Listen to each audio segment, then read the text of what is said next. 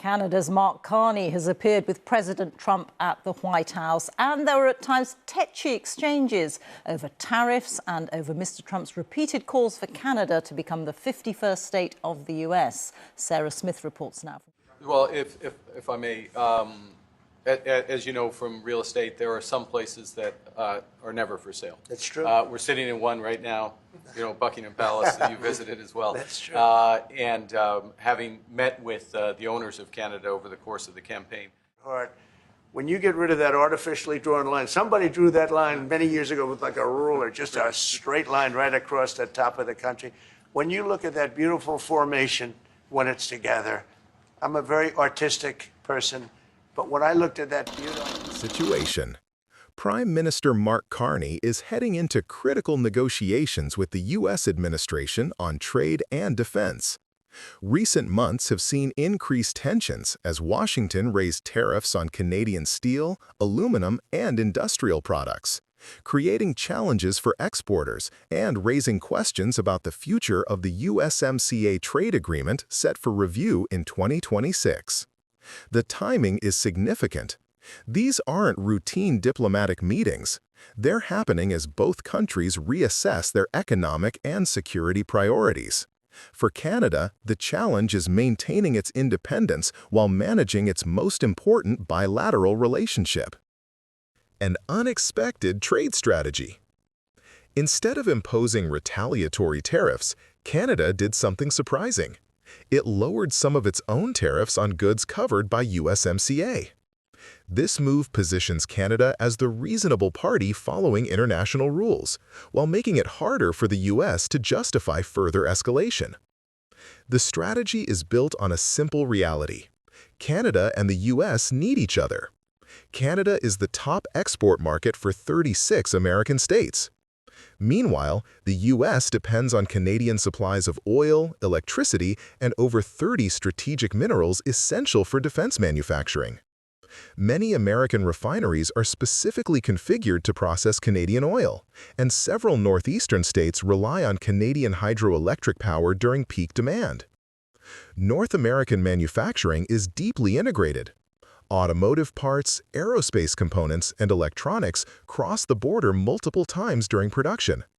Disrupting these supply chains doesn't just hurt one country, it raises costs across the continent. This interdependence gives Canada more leverage than headlines might suggest. The defense debate. The second major issue involves a proposed U.S. missile defense system called the Golden Dome.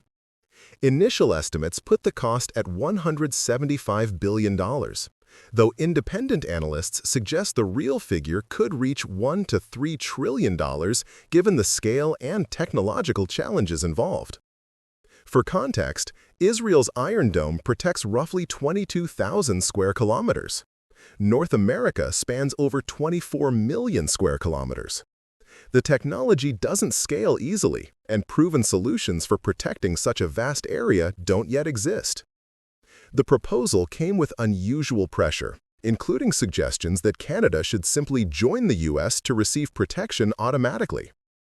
This approach backfired, unifying Canadian public opinion around sovereignty issues rather than creating compliance.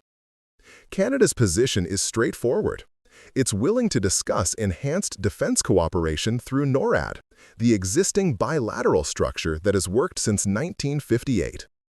Ottawa has already committed billions to modernizing NORAD facilities, including Arctic radar stations. But any new arrangements must respect Canadian sovereignty in national security decisions. This stance has strong public support. Canadians favor cooperation with the U.S., but want their government to maintain independent decision-making authority. Looking beyond the U.S. While negotiating with Washington, Canada has been actively engaging other partners. Recent visits to the UK, France, and Australia involve concrete proposals: expanding access for Canadian exports to European markets, strengthening supply chain cooperation with Pacific partners, and exploring energy deals with Asian buyers. Western provinces want better access to Asian energy markets. Central Canada needs stable supply chains for auto and aerospace manufacturing. Atlantic provinces maintain historic ties to European markets. The government must balance these regional interests while presenting a unified position. The strategy isn't about choosing sides, it's about having choices. A country with diverse partnerships has more flexibility in any single negotiation. Economic reality favors cooperation. Integrated supply chains mean trade barriers hurt both sides. The question isn't whether to maintain the relationship, but on what terms. Political calculations matter in both capitals. Each government must consider domestic opinion.